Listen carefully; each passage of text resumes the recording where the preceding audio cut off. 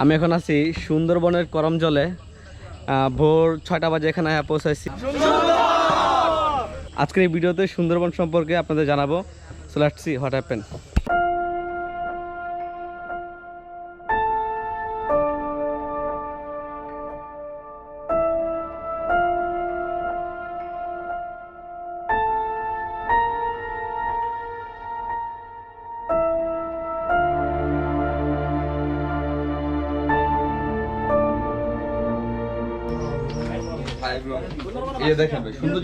সুন্দরবনের সৌন্দর্য কিভাবে নষ্ট করছে।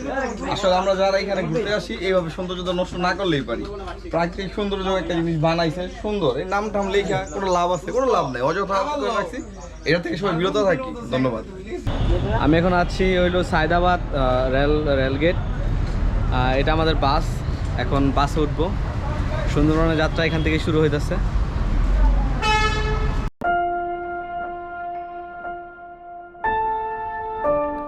প্রথমেই বলে নেই, আমি একটি ফেসবুক গ্রুপের মাধ্যমে এই সুন্দরবন ট্যুর দিচ্ছি।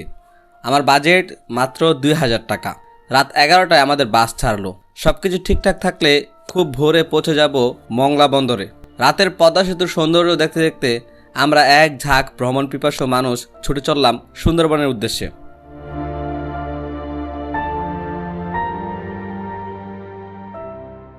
ভোর 6টা, খুব সকালে আমরা এই মংলা বন্দরে এসে পৌঁছেছি। আমরা অপেক্ষা করতেছি সকালে নাস্তা খেয়ে বেরিয়ে পড়ার জন্য। আল আরাফা হোটেলে আমরা সকালের নাস্তা সেরে খুব তাড়াতাড়ি আমরা লঞ্চে উঠে গেলাম। বলে রাখা ভালো, আমি ফেসবুকের মাধ্যমে এই গ্রুপে জয়েন হয়েছি এবং তাদের মাধ্যমে এই পুরো ট্যুরটি সম্পন্ন করেছি। আপনি যদি আমার মতোই একা হয়ে থাকেন তাহলে যে কোনো একটি ফেসবুক গ্রুপ থেকে এরকম ট্যুর দিতে পারবেন। ওরা অনেকেই ফ্রেন্ডলি হয়। মোদ্দা কথা, যারা ট্যুর দেয়, যারা ভ্রমণ করে, তারা সবসময় ওপেন মাইন্ডেড হয়, ফ্রেন্ডলি মানসিকতা নিয়ে চলাফেরা করে তারা। এই ট্রিপে আমার অনেকগুলো নতুন বন্ধু হয়েছে। তারাও অনেক ফ্রেন্ডলি এবং খুবই ভালো। তারাও আমার মতো বাংলাদেশকে জানতে চায়, ঘুরতে চায়, দেখতে চায়। সবার মাথায় একটি প্রশ্ন থাকে যে সুন্দরবন ভ্রমণ করতে হলে কত টাকা প্রয়োজন। ওয়েল, সুন্দরবন অনেক এক্সপেন্সিভ একটি জায়গা। আপনি যদি কম টাকায় সুন্দরবন ভ্রমণ করতে চান তাহলে 4 থেকে 8 জনের একটা গ্রুপ তৈরি করতে হবে এবং বেরিয়ে পড়তে হবে। পরিকল্পনা করতে করতে ট্যুরই দেওয়া হয় না, এটা আমি আমার অভিজ্ঞতা থেকে বলছি। এরকম অনেক পরিকল্পনা ভেস্তে গেছে, শেষ পর্যন্ত ট্যুরেই যাওয়া হয় নাই। বেশি চিন্তা এবং পরিকল্পনা না করে জাস্ট বেরিয়ে পড়ুন, তাহলেই হয়ে যাবে। আমার সুন্দরবন ভ্রমণের বাজেট ছিল 2 থেকে 3000 টাকা। সেখানে কমের মধ্যে অল্প কিছু হোটেল আছে যার ভাড়া 800 থেকে 2000 টাকা। প্রায় 25 থেকে 30 মিনিট লঞ্চে ট্রাভেল করার পরে আমরা সুন্দরবনের করমজলের পৌঁছে গেলাম। যেহেতু একটি গ্রুপের মাধ্যমে এসেছি সেহেতু এখানে আমার এক্সট্রা কোনো ফিস প্রদান করতে হয়নি। করমজলের এন্ট্রি ফি গ্রুপ কর্তৃপক্ষই পে করেছে, আমাদের এক্সট্রা কোনো টাকা দিতে হয় নাই। বেসিক্যালি করমজলে প্রবেশ করার জন্য কারো কোনো অনুমতি নিতে হয় না। এটা মূলত সুন্দরবন কীরকম হতে পারে তার একটি আইডিয়া দেওয়ার জন্য ভ্রমণ পিপাসুদের জন্য উন্মুক্ত করে দেওয়া হয়েছে। তবে প্রবেশ করতে নামে মাত্র 50 থেকে 200 টাকা এরকম একটি ফিস দিতে হয়। গবেষক যারা আছে তাদের জন্য 200 টাকা, সাধারণ জেনারেল পর্যটক যারা আছে তাদের জন্য 50 টাকা, শিক্ষার্থী বা অন্যান্য বিদেশি পর্যটকদের ক্ষেত্রে আলাদা আলাদা ফি প্রদান করে তারপরে প্রবেশ করতে হয়। প্রবেশের প্রথমেই চোখে পড়বে অনেক বানর। এই বানরগুলোই এখানকার স্থায়ী বাসিন্দা। এসব বানরগুলো পর্যটকদের দেওয়া খাবারের উপর ভিত্তি করে এর আশেপাশে ঘুরঘুর করে। বানরের সামনে যখন যাবেন তখন অবশ্যই ফোন, ক্যাপ, আরও যা যা কিছু আছে তা সাবধান রাখবেন। বানর একবার তা নিয়ে যেতে পারলে সেগুলো ফেরত পাওয়া অনেক কষ্টসাধ্য।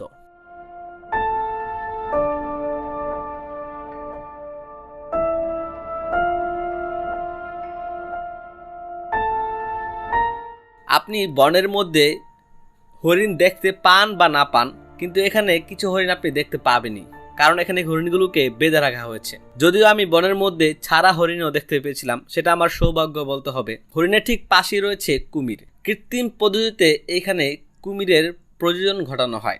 এটাই একমাত্র জায়গা যেখানে কৃত্রিম পদ্ধতিতে কুমির এবং কচ্ছপ চাষ করা হয়। বাংলাদেশে আর কোথাও কৃত্রিমভাবে কুমিরের প্রজনন কেন্দ্র পাওয়া যায় না। এক এক সাইডে এক এক সাইজের কুমির রাখা হয়েছে। কুমির দেখার পরে আপনি তার আরেকটু সামনে গেলে দেখতে পারবেন কচ্ছপ। আমি সেদিকে না গিয়ে বনের মধ্যে চলে গেলাম।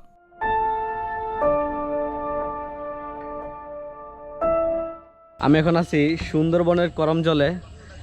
ভোর 6টা বাজে এখানে পৌঁছাইছি। আজকের এই ভিডিওতে আশেপাশের অঞ্চলটা ঘুরায় দেখাবো এবং এই সুন্দরবনের সংক্ষিপ্ত কিছু ইতিহাস আপনাদেরকে জানাবো।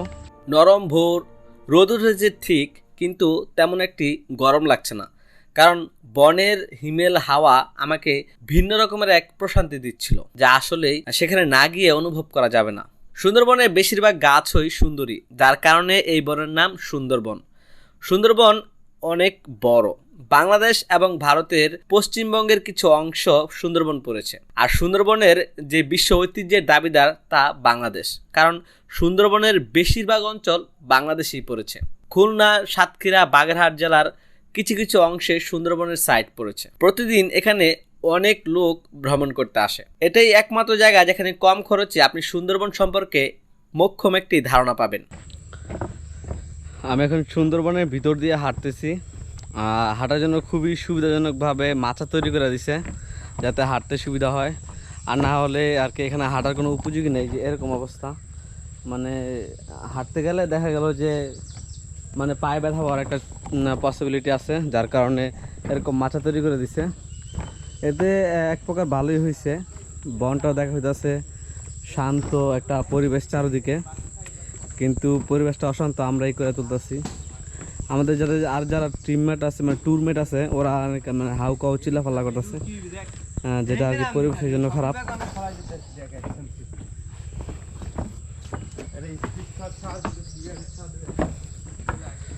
তবে বেশি প্যানিক না হইয়া ঠান্ডা মতো বসে একটু রিল্যাক্স করলে পাখির শব্দ শোনা যায়, হ্যাঁ, যেটা অনেক আরামদায়ক।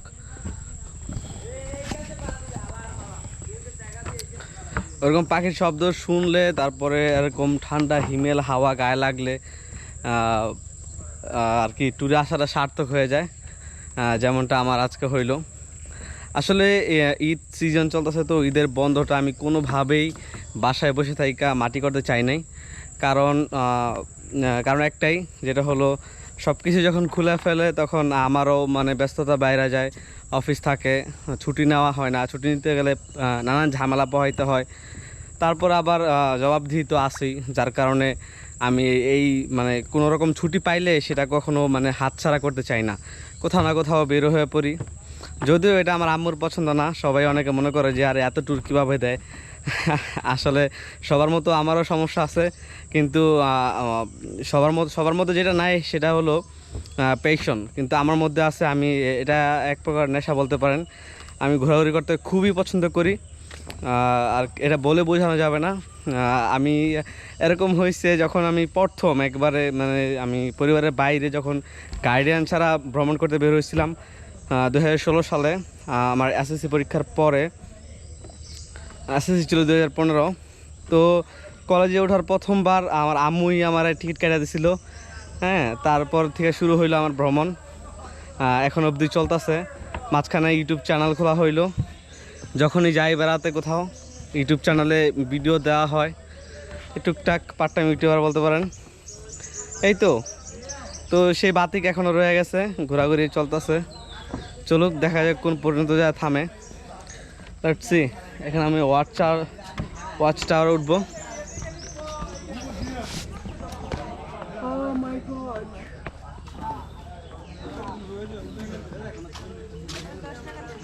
সুন্দরবনের বাঁশের মাচার ট্রেল দিয়ে অনেকখানি এগোলে একটি ওয়াচ টাওয়ার দেখতে পাওয়া যায়।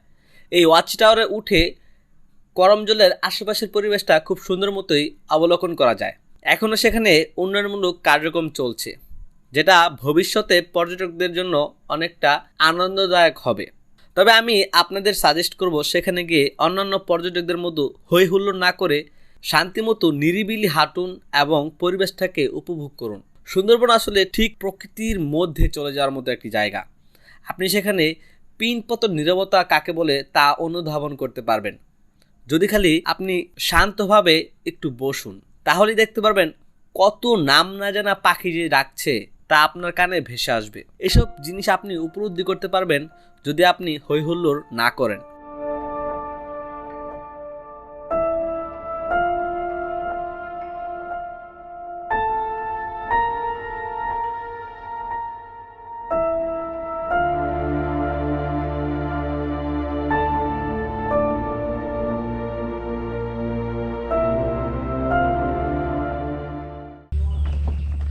আমার এক বন্ধু ছিল, ও খুলনারই, আমরা একসাথে এসএসসিতে মানে এসএসসি বেচের আমার ওই বন্ধুটা।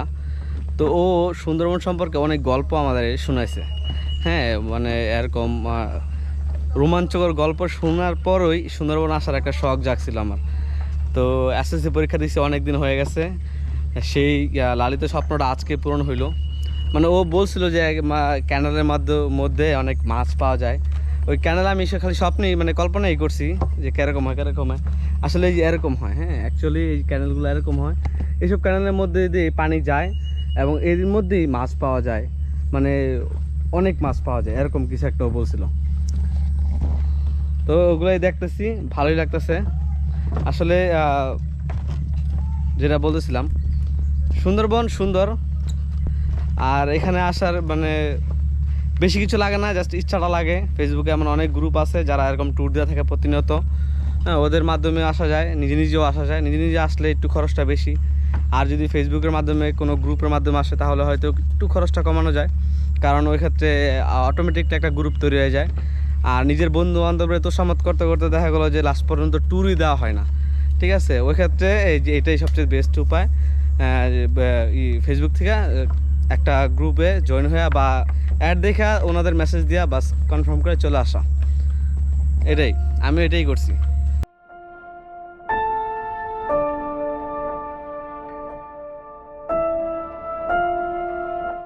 সুন্দরবন আসার সবচেয়ে সহজ রাস্তা হলো সায়দাবাদ থেকে বাগেরহাটগামী যে কোনো বাসে উঠে পড়া। ভাড়া 600 থেকে 800 টাকা। বাগেরহাটে এসে আপনি মংলা বন্দরে আসবেন। এখানেই মূলত সব রকমের নৌকা ট্রলার ভাড়া পাওয়া যায় করমজলে যাওয়ার জন্য। ভাড়া জনপ্রতি 50 থেকে 100 টাকা। আপনারা ট্রলার রিজার্ভ করতেও পারবেন যদি নদীতে বেশিক্ষণ সময় পার করতে চান। এই করমজলের মধ্যে সবচেয়ে বেশি আপনি বানরই দেখতে পাবেন।